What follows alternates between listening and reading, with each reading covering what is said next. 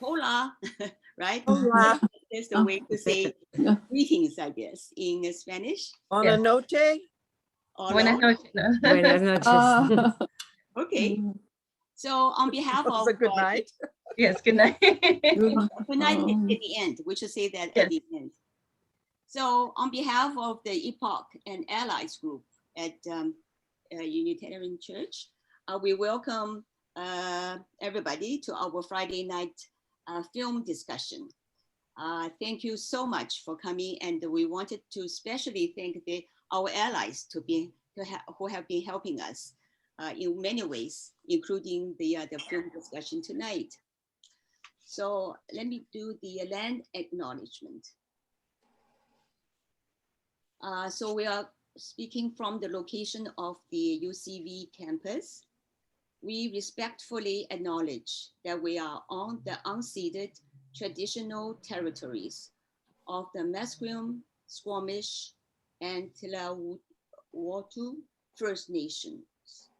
And we thank the Musqueam people for welcoming the first migrants to their territory and for sharing this land with us. Okay, we are so pleased to have two speakers with us who will lead us and explain to us more about the film we have all watched. The film is called Being India. I know I'm really off, but this is what I understand, but I'm sure our speakers will correct me. So the first speaker we have is Andrea. Andrea, her full name is Andrea Pinochet Escudero. She's a Latin American organizer and an advocate for women fleeing abuse and experiencing homelessness in Vancouver. She came to Canada with her family as refugees, fleeing from the Chilean dictatorship. And our second speaker is Joss Martinez. She is a Latin American activist who immigrated from Mexico City and has been here in Vancouver for 11 years now. She's a powerful advocate for women fleeing abuse and suffering with homelessness. And she's an advocate for immigrants and support them in their process of adaptation to their lives in Canada.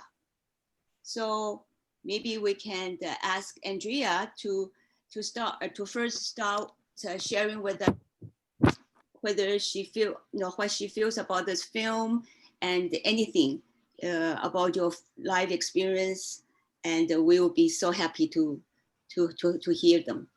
Okay, Andrea? Thank you. Yeah, I'm very happy to be here. Thank you for the invitation. It's great that the Unitarians are taking so much action to dismantle racism and institutional racism. I think it's very inspiring, and thank you for taking this, the IBPOC committee for taking this on. It's a really amazing endeavor, I think, and it's great that you guys are doing it. So I was married by the Unitarian chaplain, and they encouraged us to include culture. So we were actually able to include our favorite writers, which was really cool because we had Eduardo Galeano, who's like communist, leftist. So we had all these, we actually had no religious in the whole service. There was nothing religious. It was religious, political religion. Yes, it was a political, anyway. So just to start off, just Eduardo Galeano, who I mentioned. So there's a quote by him, which I think is really great. And he says, scientists say that human beings are made of atoms, but a little bird told me we're also made of stories. And I think that's a very kind of like just that we're hearing stories from different Latin Americans and this women's story in particular. it was very moving and at times very sad. And yes, and I really enjoyed hearing about her experience and her becoming united and in her experiences as being from a Latin America, or her parents being from a Latin American country, but she's being lived in the States most of her life. Yeah, so I think many of the stories resonated with me, but at the same time, I think I have a very different experience than she did, and I think my experience was very political, and I think I mean, in a lot of our history, Latin American history is guided by politics and also guided by people making decisions in foreign countries about our countries, and I think that's a very important aspect of my and I think all of Latin Americans and in the States, and what's one of the things that I appreciate about the States, it's all their social movements and that that Latin American people have been involved in. The farm workers movement, Cesar Chavez being the leader of that movement, and Si Se Puede, Obama's Yes We Can came from that. So very inspiring movements that won, like the great boycott that Cesar Chavez led. Won very important victories for Mexican farm workers. Anyway, so there's a lot of history that I think was missed in this documentary that I would have liked to see more of.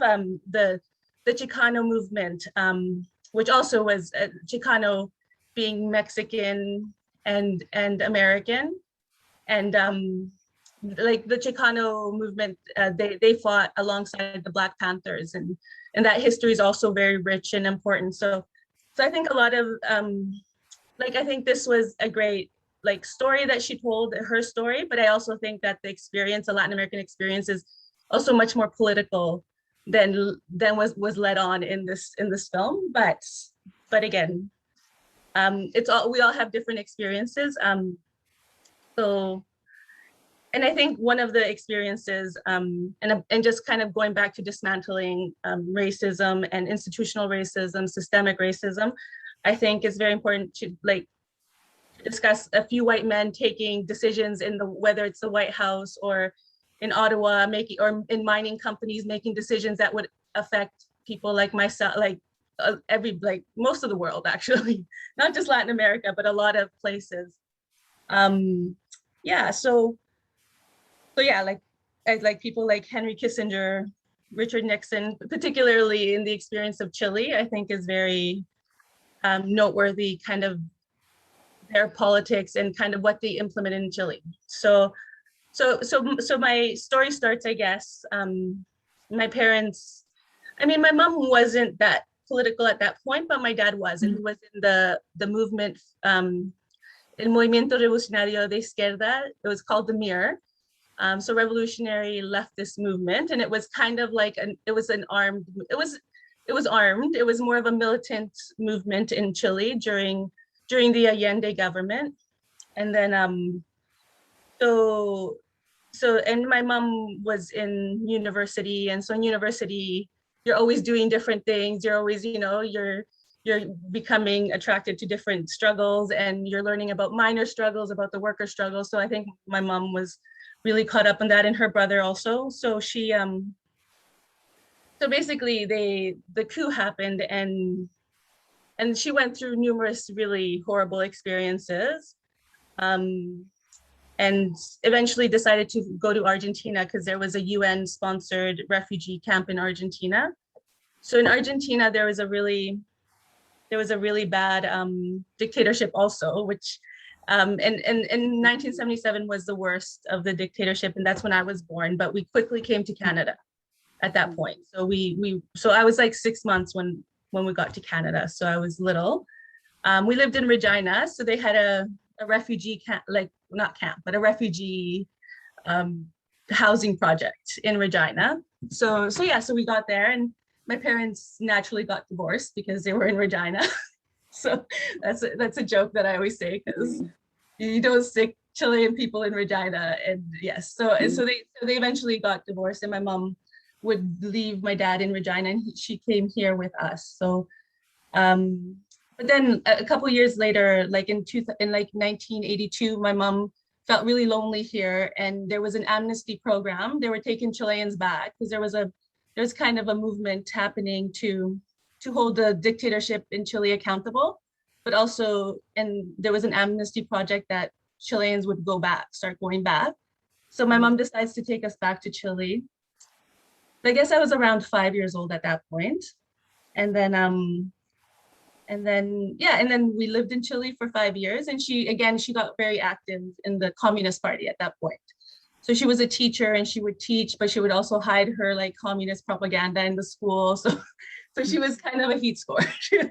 So eventually she just had to decide, like, am I going to be safe here? And so she just decided that she wasn't. So she decided to come back with us to Canada. But we were all Canadian citizens by that point.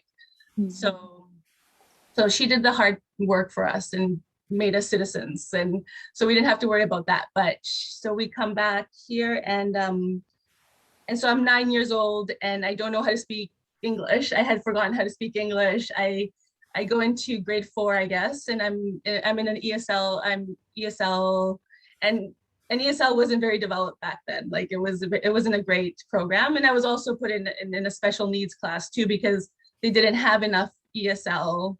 So anyways, it was, yeah. It was quite the, so yeah. And then and communicating was hard, and reading, and just kind of just feeling that, you know, that you're different than everybody else. And luckily, I mean, here I was able to, we lived in a Chilean co-op. So the co-op movement here was very big in the 80s, and a lot of amazing co-ops opened. And the Chileans, actually, before my mom left to Chile, the Chileans started the Chilean co-op, which is on School Avenue. And then we came back from Chile, and that there was no room there. But so we went to another kind of Latin American co-op, mostly Chileans. So we were very lucky in that respect. So we had a community, like right off the bat, we had a good community. Yeah, and so, but always like growing up, it was always, I always gravitated to the immigrant children. So my group of friends was mostly made up of immigrants. Always. So it's just because we all had accents, we all had, you know, we all ate different food. We all, so we all just always, and that group of friends, I made them in grade 5, and we're still friends till today. So, yeah, so it's very nice. But yeah, so I think my experience, I think, again, just like the political aspect of it is, I think, was left out of the movie. I think yeah, it seemed like a mainstream kind of look at Latino culture, a very mainstream look, which and it had a lot of relevance, but at the same time, I think there was a lot of things missing. Yeah, I mean, I don't have much else to say. I think things can come up in the, like, yeah, it's hard to kind of condense your life and your experiences, but yeah, I'd like to have more questions and more of a discussion than me just talking. It would be great. So yeah, I'm done here, and then I think Cynthia's going to introduce Joss, right? Yes. I thank you very much, Andrea. I understand what you're talking about, because each community is so complex, so many angles you can look at it, and each one is so different, and you have to put many angles together to have a part of the picture, and even that cannot be complete, right? Yeah. So yes, let's invite the next speaker, Joss, and then maybe after Joss is finished, we can have the question and answer. That will be open to everybody. So, Joss, can you join us now? Yeah, can you hear me? Yeah.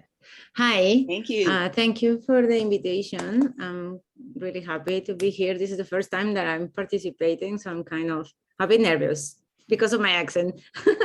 But yeah, that's so I watched the movie. I also feel like something was missing. I feel like it was very superficial, and at least my experience is not reflected in there because I have like a completely different experience. I moved to Canada. I actually came here for holidays. My plan was going to be here for 4 months. And back then, I'm from Mexico. 11 years ago was really bad. It was the war on drugs, and all the cartels were fighting and doing things. And my best friend was kidnapped and she died, or they killed her. So I couldn't go back to Mexico. My parents asked me to stay away and send my sister. My sister was dating a Canadian, so she moved also to Regina. So I was stuck in here. I was only on a tourist visa for a while, and I needed to figure out what to do. So I just started studying. I studied everything, like business, fashion, everything that I just needed a pretext to keep extending my study permit.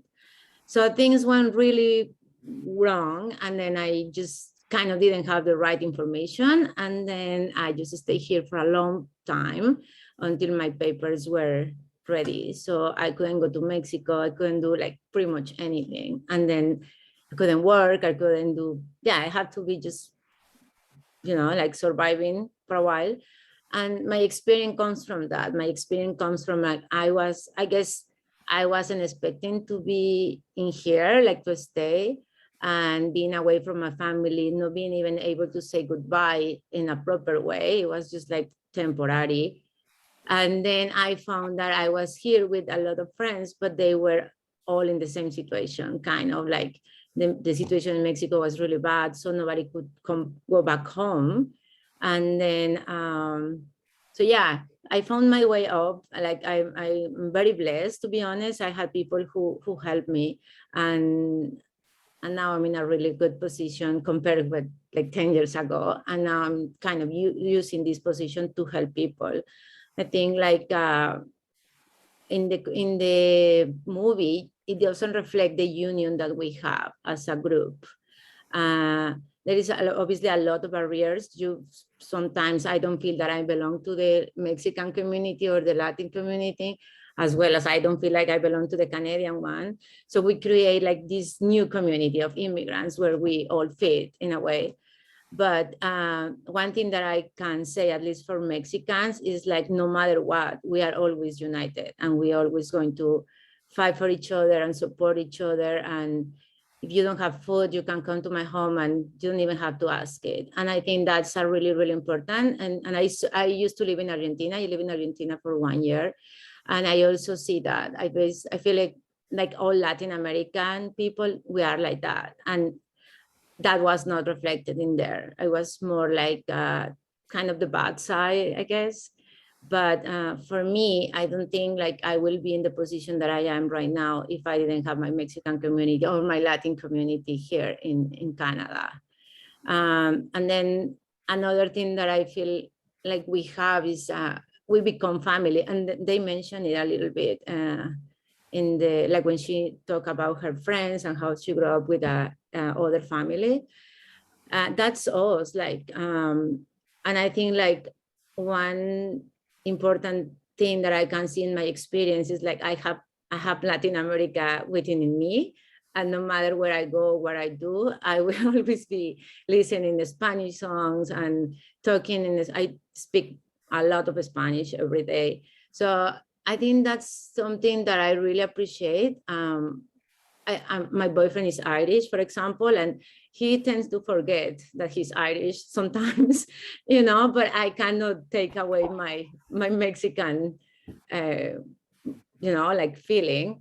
And I think that's kind of like something that probably in the film could be reflected better. And as well, like the barriers that we face in terms of like, when I'm moving here in Mexico, I was the daughter of this person, and I had this degree and I had this job, and I was, the perfect dream.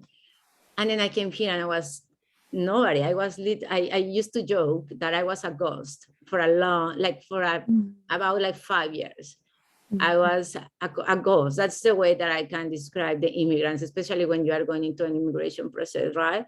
Like you are a ghost. You can it's almost like something is away from you, like your identity is taken away for a little while, and then you have to survive. And it doesn't matter who you are or where are you coming from or who's your dad or whatever. Like you just have to survive and pretend with the people back home that you are fine. And you have to keep this kind of persona that you were before you immigrate for them, because otherwise they start very worried and they start, you know, they wanna, you don't wanna make your parents sad or stuff like that. Plus you have your friends that are also, you know, like, so it's very, for me, it was very weird, like to hold that image for my Mexican people and then kind of hang up on the phone or something. And I'm like, oh, I don't know what I'm gonna eat today, or, you know, or I don't know, I can't tell you my full name, for instance, because that's gonna get me in trouble or stuff like that. And that's kind of like, for me, that was the most difficult part. When I was able to kind of when I got back my identity, I didn't even know who I was. And it took me a couple of years to really land in here, like, oh, I'm here now and I'm doing this and this is who I am or what I like. But for many, many years, the process of adaptation was really hard. Like I feel like, yeah, like I lost something. And I think that probably if I was surrounded by my friends and family, that the process would be different, like would be more, feel more supported. And I was just in the morning talking with Andrea about like the difference in cultures, right? Like we are collective culture, like Latin Americans, we're like joined together for everything. And then in here, it's very individualistic. So things like in Mexico, you can walk into your neighbor's house to get food or something without even announcing it. And here I was before living in a building for 5 years and I didn't know who was living next to me. So all those little kind of like little differences between cultures, it was really hard. That's why I started working with immigrant women, and we create a group and where we just sit together once a week and talk about those situations. So going back to the movie, I think like there is so much more in terms of like barrier and emotional adaptation. And it's not only like how you look, but you look different. It was funny she mentioned that someone mentioned in the movie that they always tell her that she speaks Farsi or something. And that happens to me all the time.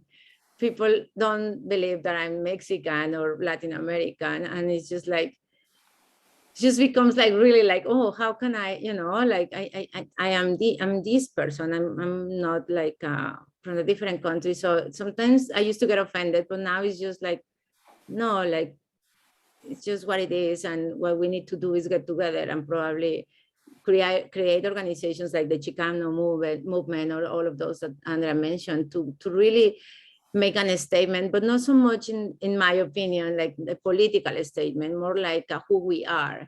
And really, we are way more than hola amigo or those things that are like becoming a cliche. And we are like a really, really good community of people. And we are just, I don't know, like, I don't know. Yeah, I think that's what I would like to share.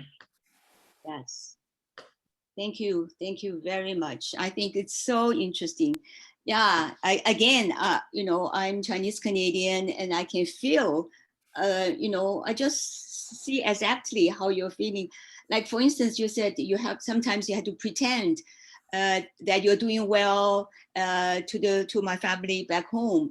And same here. Like a lot of, because sometimes for the immigrants here, they borrow money for the voyage, right? They have to pay back. So they have to work very hard or borrow money again to pay back. And then when they go back, they are so homesick, they are back and they have to look good because they have to, you know, show the image they're doing well. So this is so much additional pressure and burden. It's very hard. And Yeah, that's why we seek those comfort within our own community, right? We can share more openly and all that. But then other people will think, how come you all stick together? We don't, we want you to open up. So these are a lot of things we share in common, and we need to have more communication with the other people too, so that they understand, through film night like this, understand why we have different experiences, and that's why explain some of our behaviors. Oh, thank you so much, Andrea. Thank you so much, Joss. And I'm sure many people will have some more questions. And so Elizabeth, you can, Elizabeth, you can tell us how do people show hands or something to have this conversation some more with the two speakers of ours. Okay, thanks, Cynthia. Sure, for the questions, lots of you probably have questions for Andrea or Joss, and or both. And if you could either just raise your hand, and right now we're in speaker mode. So I think the hand raising would work if we were in gallery view, but if we're, so perhaps we want to go to gallery view for that. Or you could just put your questions into the chat, and I could relay them to whoever you're questioning. And perhaps I could just start with a question. Or yes, I see one hand raised. Meena, you have a question. Why don't you start then? Okay. I just want to really say thank you to both Andrea and Joss. Is that the name? Did I get it right? Of presenting your story with sharing. You're cutting out, Meena. Yeah, it's not. If you're cutting out, Meena, myself. Meena, if you Okay, I'll type it. I'll type it out. Okay, Elizabeth, you take over. If you close your window, we will probably be able to hear you. Close your video. Yeah, close the video. Then you will have more bandwidth. Okay. Try speaking now. Okay, can you hear us? Yes. Yeah. Is it better now? Yes. Okay, great. I was born in mainland China and lived in Hong Kong. And when I came over to Canada, like I could really relate to Joss when she said live like ghosts for 5 years. I came here, I thought like I was Chinese, right? So nationality, I put it down Chinese. And then the border agent crossed it out and put it down stateless. I was a stateless person. That's when I found out, because the Chinese government, communist government won't recognize me because I left China. And Hong Kong government won't recognize me because I wasn't born in China, in Hong Kong. That was that time as a British colony, right? So I was kind of in this limbo. I don't belong to anything. Like my travel document is a certificate of identity, that kind of not a passport. I didn't realize I had no citizenship. So when I finally got Canadian citizenship, I was elated. Finally, there's this country that I chose to live.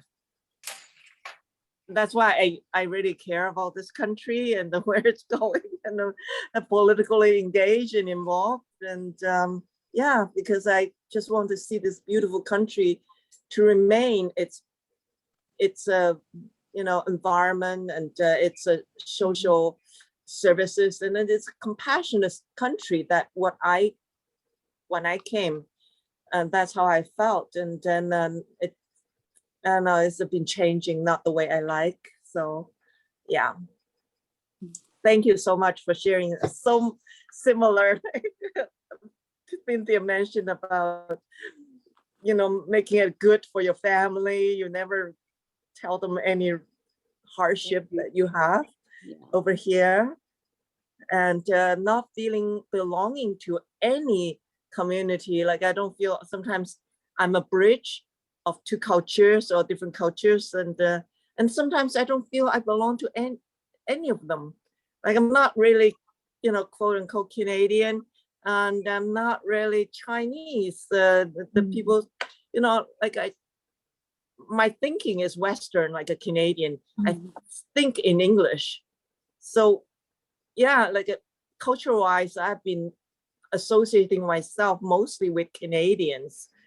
So in that immigrant community that you have been so unwrapped, like supportive of you, that your community, that the Mexican, the Latin community was so supportive of you. That is something that I don't have. I didn't have at that. And so it was very lonely for me first coming here. Yeah. Thanks, Meena. Okay. Did Joss or Andrea, did you want to comment at all regarding on Meena's, what Meena was just saying? Joss, maybe do you want to Yeah. jump in? Yeah, I was just at the last part when you said that you were very lonely. I think that I can relate to that too, because as I say, like you have to pretend with everybody. So at the end, you are lonely, like especially when you are coming from a place where you are used to have like be connected all the time with your friends and family, and then you are just land in a place, and then you have to, you know, like I don't know, like don't have the support, and I think it's very lonely because nobody really know what you are going through, because you keep, as I said, like you have these personas everywhere, like with every single group that you are interacting, and then it's only you and a few people that you can really trust and express how you feel. So yeah, it is lonely. Right, thank you. And Andrea, did you want to comment there?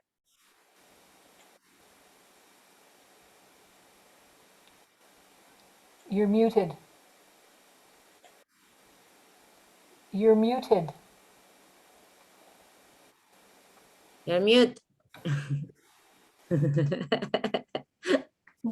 Okay, yes, I mean, I really appreciate Meena's comments, and I think and for me, my mother had to experience that loneliness, and that it was a different situation for me because I was small, and you know, and she just kept going, and like, and when we left Regina, she left my father, and she took her two kids, speaking very little English. This was maybe, I think my brother was maybe like 18 months, 2 years old, and I was like 4.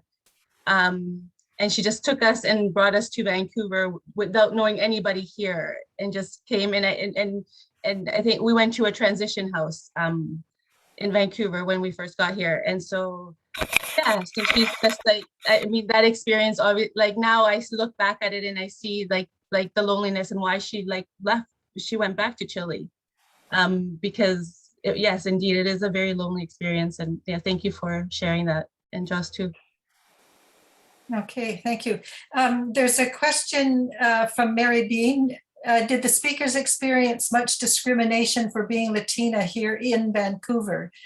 And Andrea, perhaps you want to respond to that question first this time. I mean, yes, I think that there definitely has been discrimination. I mean, crossing the border, they called me with the extraterrestrial ones. I was like, I was born in Argentina. They're like, where were you born? I'm like, Argentina. They're like, oh, so you're an extraterrestrial. I'm like, not. Anyways, but yes, growing up, obviously not speaking English perfectly. I mean, I do have more white privilege than other people. So that is, I take that into consideration too, but I also have like a refugee immigrant experience. So that's also, so just, it's kind of the identity is because I am, my dad is darker, my mom's whiter. So, you know, I turned out whiter. So it's just like that experience, that also, you know, but still people knew, you know, that would say derogatory things, like, because they knew you were Spanish, they knew you had an accent. So So yeah, I think definitely throughout. I tell the story of a juice box. So when I first got to Canada the second time, when I was in grade 4, I went to a school and I took a juice box and I filled it up with air, and all these kids were doing this, and I popped it, and then I got it all over this grade 7. So, and I couldn't explain myself that I actually did not mean to do that because I couldn't speak English. So I was just like, and so she took the juice box and put it over my head and emptied out the rest of the juice on my head. But I mean, I don't think it was just me not able to explain myself. I don't think it was necessarily, that she was, Anyways, but that's just it's one of my first memories of being back in Vancouver. Right. Thanks, Andrea. Joss, did you have something to add in there? That would be great to hear from you as well. Yeah, I just wanna start with like that you did, Andrea. We do it in Mexico for fun when we are kids. When we finish our juice box, we put air in there and step on it, and it's kind of fun and entertaining. But for me, my experience, I don't know, like way too many moments, especially with crossing borders, is it's bad. Like as I say, like my boyfriend is Irish and he just passed like no problem, no questions asked. And for me, they ask me everything. They check I know like we all Latin people, sometimes we bring candies or food that we can't find in here, but they just go like deep in my bags and checking everything. Like even like everything. So the questions that they ask for me are completely different than the ones that they ask for my boyfriend. And also I started this meeting saying I'm nervous because of my accent. And I think that's coming from a lot of comments towards my accent. And I think that's a way of expressing discrimination or something. Like people when you can not understand me, and probably you ask me to repeat the things and I will repeat it, but some people do it in a way that kind of want to make sure that you understand that your accent is bad or you are not expressing yourself properly or not using the words properly. And I had experienced that every single day. I know I have a strong accent, but it is becoming a problem now. I'm in a position work-wise that I have to talk to people all the time, and I have to advocate for women, and I have to, like demonstrate that I can defend someone. And I'm so self-conscious of my accent that sometimes I don't trust what I can say, for example. And everything started from comments like, oh, you have a strong accent. Oh, what did you say? Like all that has been a lot of, I don't know, difficult. And another experience that I had is on my birthday, a couple of years ago, we were celebrating only Latin girls, like my friends, and the waitress was treating us so bad, like really, really bad. I couldn't believe the bad, like she was throwing plates at us and ignoring us. And the moment with all of white boyfriends show up and join the table, she changed the behavior. And she was so sweet and respectful and friendly and making jokes. That was the first time actually that I speak up and I asked to talk to the manager and all those things, because it was really sad to see how she changed. So yeah, those are a couple of my experiences. Thanks, Joss. That's a very important points that you're bringing up, and just the change in behavior as soon as the whites show up. Yeah. Okay. I would like also, I'm wondering if both yourself, Joss, and Andrea could just comment on the term Enya. Were you familiar with that term being used, or is that, to your understanding, maybe just used in the US but not in Canada? Is it something you would identify with? Yeah, maybe you could just speak to that use of the term Enya. I didn't know about it until I watched the film. I do identify with it, but I took it in Spanish. It will be ñ, because it's the letter, like the mañana, the letter that we use in the, the N with the little thing. So I understood it as a ñ, and I understood it as making that difference. That is something that only belongs to Spanish, type of thing, like the ñ, the sound of the ñ.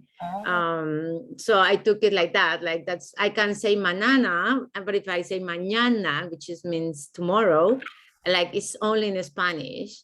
So I took it as she tried to make this uniqueness in the culture, I think. But yeah, I wasn't aware of the term before. But totally, I kind of want to bring it to Canada, and I want to start it here. Like, yeah. Okay, thanks. Andrea, would you have some things to add in on that? Yeah, I mean, I definitely, I think I agree with Joss. It's just the uniqueness of the word that only is in the Spanish dictionary. Yeah, I think that I mean, I'm not as optimistic about it. It seemed like a bit of a superficial movement to me. She tried to create a movement, but I'm trying not to be critical, but it was just a little bit, yeah, it was void of a lot of the Latin American struggles and kind of political movements in the United States, which is so rich. And I just want to say that again. And I'm sure that this type of identity has been discussed. Like, I don't think this is the first time or the last time that it's going to be discussed. Now it's Eñez, another day it was Chicano, it was, there's going to be so many different identities. People who identify, with like the political left, or it's, yeah. So people maybe, I mean, I feel like that was a very mainstream, like, I grew up watching Spanish television. The Chilean co-op always had like a satellite. So like Univision, NBC Spanish, all these Spanish networks that are very reactionary and right-wing and like very anti-Cuba government. So anyway, so that was just interesting, just kind of to see who was endorsing this movie. And it's not any like of the progressive voices, Latin American voices in the States necessarily. Like, I have never heard AOC call herself an Enya, which, I mean, by all means, she would be. She has Puerto Rican parents. She's, she was born in the States. So yeah, so I just feel like it is a very mainstream thing. And I think, yeah, something I would definitely love to see a movement, like, yeah, rooted in struggle and like the Latin American reality. And yeah. And I think, I mean, I appreciated her story, and she, like, I really appreciated it. And there was a lot of instances that it was very good. At the same time, I just want like that void of, and race, like, I feel like the race analysis wasn't super strong either. And kind of like the racism was kind of perpetuated not by systems or by, or anyways. So yeah, I just feel like that's an important aspect of it. There was nobody was guilty of the racism. It was just kind of like, there's racism. Sorry. Okay. Thanks, Andrea. I'm wondering if there's anybody else that would like to either put a question in the chat there, or if just raise your hand and I will just check out the hand raising. And Joss. I just want to add a little bit of what Andrea just said. I think, yeah, like, I think the movie just show you a little bit of what is different. Like, when she moves out away from her community and start living in this white community, it's almost like she lost this connection, right? And you can see that in the film. You can see how it's superficial and doesn't reflect like really deep issues or really deep characteristics of like Latin Americans. And I think that's part of that. It is different for me because I'm first generation immigrant, but then for her that is second, it's lacking that community or that connection with what is not. Being a Latin American is not only what you eat or what you dance or what you talk or how you talk. It's a lot more than that. Okay, I'm going to, thanks, Joss. I'm going to go to a question from Mary Bennett and then to Kirsten. Mary Bennett mentions, I live in a housing co-op. Are you saying there's a housing co-op in Vancouver that's specifically for Chilean people? I think that was Andrea that had been speaking to that. Let me turn on my mic. Yes. Okay. So, I mean, I think the Chilean community particularly, there was waves of Chilean in the 70s in particular, and then in the 80s. So they were able to create a really strong community in Vancouver. And I often forget about this community, and it is my community. I often forget about it because, you know, now I'm older, you know, my mom's not around. My father lives in Calgary, so he's more active with the Chilean community there. But so it's just, so I'm kind of, and we grew up like at the Chilean co-op. Yes, it's specifically for Chileans. So Chileans were able to, you know, there was a bunch of people here and they were starting co-ops, and then Chile, you know, the Chileans were able to say, we want to start our own co-op. And I think now it's more of a Latin American co-op. I mean, I was asked if I wanted to live there years ago.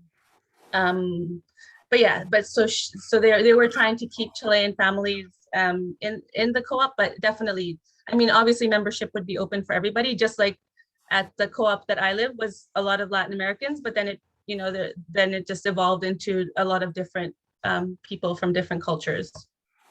Okay, thanks, Andrea. I guess instead of Kirsten, it's now Casey. Casey, would you like to ask a question? Hi, I just wanted to mostly thank you guys for talking so candidly about how lonely it can be. I lived for a long time with a guy from Chile, and he, I never really thought about how lonely he probably was. Like he came to move in, and he, you know, was like shocked that we didn't have bars on the windows, and like we had such a big window in the living room that didn't have bars on it. And he had a lot of questions about like things that were different here. Like he was really concerned about whether we had skunks or raccoons living in the basement because he'd heard about these animals and that he didn't want them around. And like, I just loved him so much, but he had this habit of like coming and asking me a lot of questions really late at night. And like, I'm a bookended person, like don't talk to me first thing in the morning and like, don't talk to me at nighttime. And I kind of am realizing like in listening to this, that like, it was night and he was just kind of like by himself, and he was probably feeling kind of lonely. And like, he really loved, like, you know, we'd always want to kind of like share food, and like, it's all, you're putting a lot of pieces together for me with Chris. So I'm just really appreciating this. Thank you. Thanks, Casey. Okay. Andrea or Joss, did you want to add in anything to that before we move on to another question? I hate skunks and raccoons, and I'm always concerned about I'm always concerned about but I'm more scared of one of the things in Chile that they don't have here is the stray dogs. That's like a big Oh yeah. yes, that's and I have a fear of dogs because of that. I mean, now I have a dog, but yes. And raccoons and skunks. Yeah, the security thing for me, like, yeah, the bars at the door, like 10 locks. I like, when my mom locks her house, I swear it's like, she has 6 locks, you know, and then here it's just so easy. And I don't know, I remember my, like always taking care of my backpack in the front, and, you know, and it's just like, probably Casey, he was talking to you at night. It's just when we missed it, our families the most, because it's when you get together and it's at the end of the day and we talk for hours before going to bed. And we have a different schedule for dinner with earlier dinner, but the nighttime is the time when you share your day and you interact, and is when you talk the most. So probably he was looking for that moment, you know. He's like, why is this quiet Canadian woman? Yeah, well, she doesn't want to talk to me. Yeah. Yeah.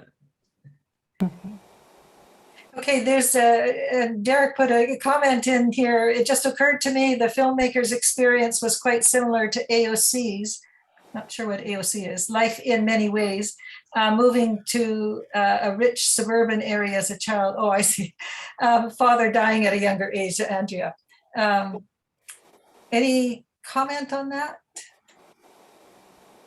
Andrea? I mean, yeah, he's right. Yes, he's right. That is, it's accurate. And she's, I know, and then I brought it up, and that's why I think it is a political, and I mean, not a political class necessarily, but just where this film is coming from, and kind of who it resonates with. And like someone like AOC, who comes from a very similar experience to this woman, has never called herself an Enya, like in my knowledge. And I think and there's a reason for that. And there might be a reason for that. Like I'm speculating, but because it's just, yeah, because it's kind of almost like a Latin American Hollywood, or like the television channels kind of like the most popular, like are the ones who embrace this documentary. Yeah. So that's, yeah, it's a very mainstream kind of look at identity. Okay, thanks. Joss? Yeah, I was just thinking, like, while I was watching it, in some moments I was like, oh, this is kind of fake. This doesn't sound like her laugh in some cases. It's almost like making a statement of Latins. We laugh very hard and we are like loud. And it in some moments it felt fake to me, like how she was presenting it. Okay. Cynthia?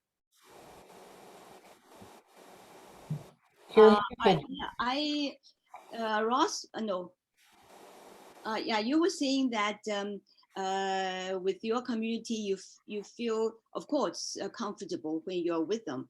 And also you feel that the community is quite united, right? There's a unity within, feeling of unity within the community. That I'm a little surprised, because as far as I know, many community, especially the Chinese that I'm more familiar with, we are so diverse. We have, diverse in the sense of religion, politics especially, and then, okay, social, cultural, social, economic kind of thing too. So there are little subgroups within the community. So I'm just wondering whether they might have something similar in your community too, or because your community is still smaller compared with the Chinese, for instance, so there's more chance to be united? Yeah, I think that we are a smaller community for sure. I think like, yeah, I have feeling like that the people, like my community, the people that I interact with most of the time, we are kind of sharing the same age, same interest, and we mostly were here. Like we couldn't go back because of the same situation, the violence, and we have all these things in common, like someone was kidnapped, someone was killed, someone was this. So I think like we don't really share much about like political, we are not really involved with politics or religion or anything like that. We kind of create our own kind of group in here. And yeah, obviously, like if something is going on back home, we get together and we talk about elections and all those things, but it's kind of created something different. Honestly, it feels like a fresh start. Like they were happening like a lot of bad things in Mexico when I'm moving here. And I feel like everybody who moved out of Mexico in that time, that we just don't want to talk about anything that happened, because it is really painful, Yes. just the memory. So we are united in that, I guess. Andrea? You're muted.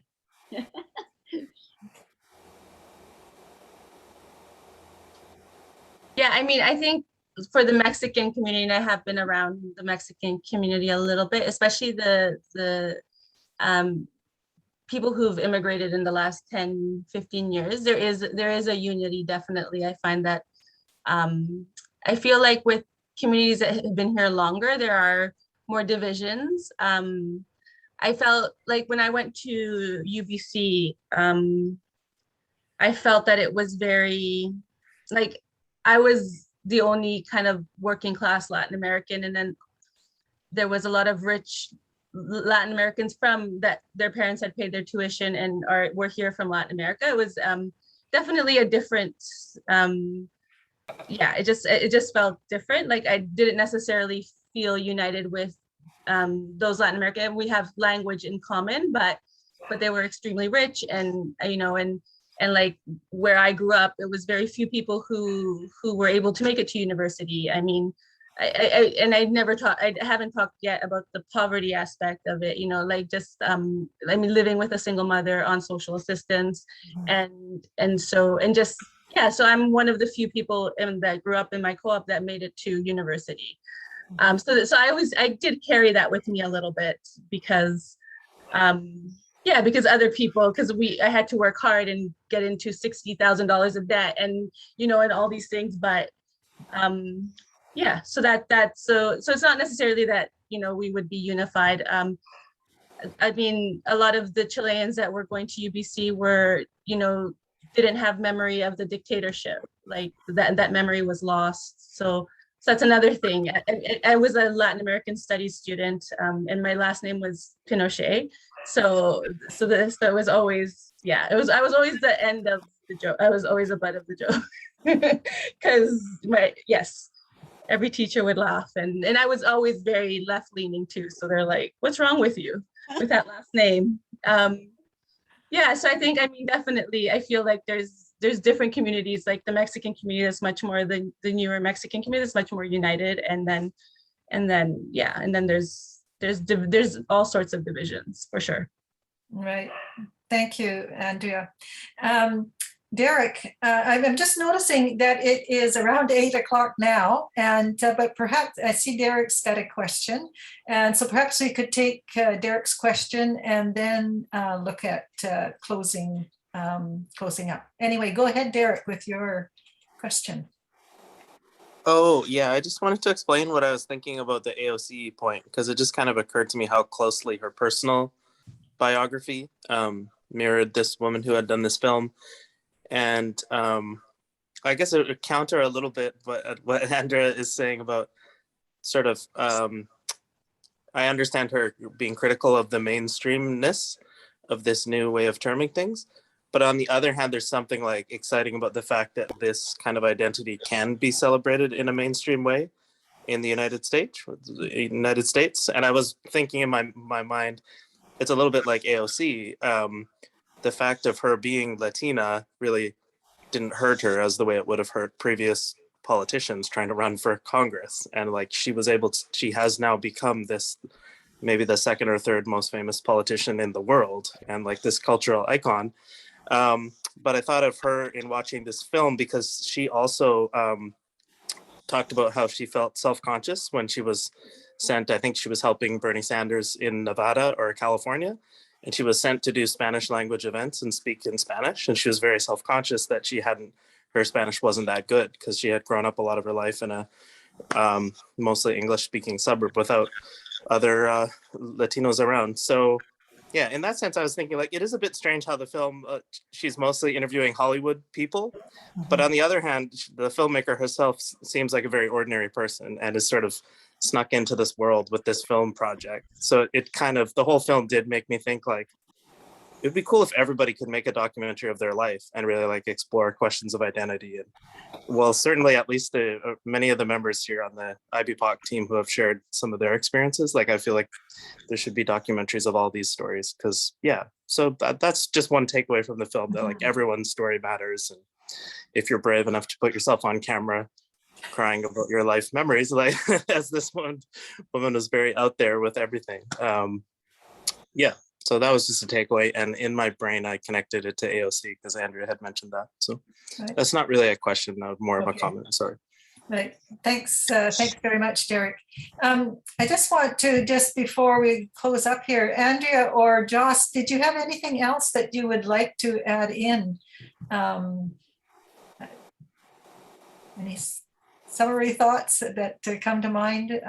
We would certainly be welcome. You'd certainly be welcome to just jump in with anything else. And Andrea. Oh. Go ahead, Jess, go ahead. Okay, I just want to say that thank you for letting us be here today, and just the fact that we are able to be on a Friday night talking about our culture, that's a victory for me. And it comes from I'm first of all I'm able to communicate with you in English, that it wasn't a struggle for me, and you guys showing the interest, that's like really nice, that I didn't experience before. So thank you. Okay, well, thank you, Joss. It's wonderful to have you here. And Andrea. Yeah, and I just want to thank Joss because I asked her at the last minute. She's a kick-ass advocate that I work with at a transitional housing, and yes, and I just really appreciate that she at the last minute agreed to. She's awesome, and I'd like to thank everyone, and it's and often, and one of the things about the movie is that we often don't talk about these things and we don't explore these things, and I'm thankful for the ability to be able to explore these things that I took from the movie, that just like, hey, just the reminder of my history, of who I am in this world and how I navigate the world, and as a Latin American woman who mostly also, is Canadian, and so it's just it was really refreshing to be able to discuss this, and thank you for the invitation. And thank you, Andrea. It's just been wonderful to have you here. And I'm going to pass it over to Cynthia. Sure. Thank you so much, Elizabeth. You coordinate this Q&A very well. It's wonderful to have more time given to speakers, because you are the one we want to hear from, and how you feel about it, everything. And I think one of the biggest takeaway tonight is that this, the choice of the movie tonight, the film, is just the beginning, just the very beginning, right? Because there's so much more, the width and the depth we need to go into. But it's wonderful that we had the choice, we had the chance to discuss with you, for you to share with us. And the other thing is, the other IBPOC member, who is from Mexico, Cecilia Vargas, she couldn't be with us. She's so sorry about it. But she did and suggested the very famous movie called Coco, C-O-C-O. And I just wonder how she said maybe because it's very popular, Hollywood made, maybe it will come across or well for the messages, but I haven't seen it. So, this just a message from Cecilia. And the other thing I wanted to say is about you talk so much about the accent and how much I am too, about my accent. But I just tell myself, I'm almost at the plateau now. I don't think I will ever lose my accent. So the other thing is for us to know that English has been like a predominant language for the West part of the world for so long. It's like a superiority, of course. But now I think the English speakers, especially who don't speak other languages, they're beginning to realize they really need to pick up other languages. It's to their disadvantage now. So don't worry about the accent. We just go and then speak what we have to speak, because I know it takes more courage. I've been there, I'm still there, and let's do it together. And the last is thank you for Derek. Yes, every person has a story, and we are all different. So let's bring up our stories. Thank you so much for joining us. And thank you again, Elizabeth. And I think thank you so much, Cindy, and because they are our allies. And thank you, Tomiko and Meena and Megumi. These are our, and also Anne is here too. So thank you so much for being here. And I know Mary and two Marys, they are our allies too. I just call you that. Thank you again. We hope to see you. I hope we'll have more. I think we're planning more. And I hope you'll be joining us to help us to continue our conversation. Thank you. Good night, everybody. Right.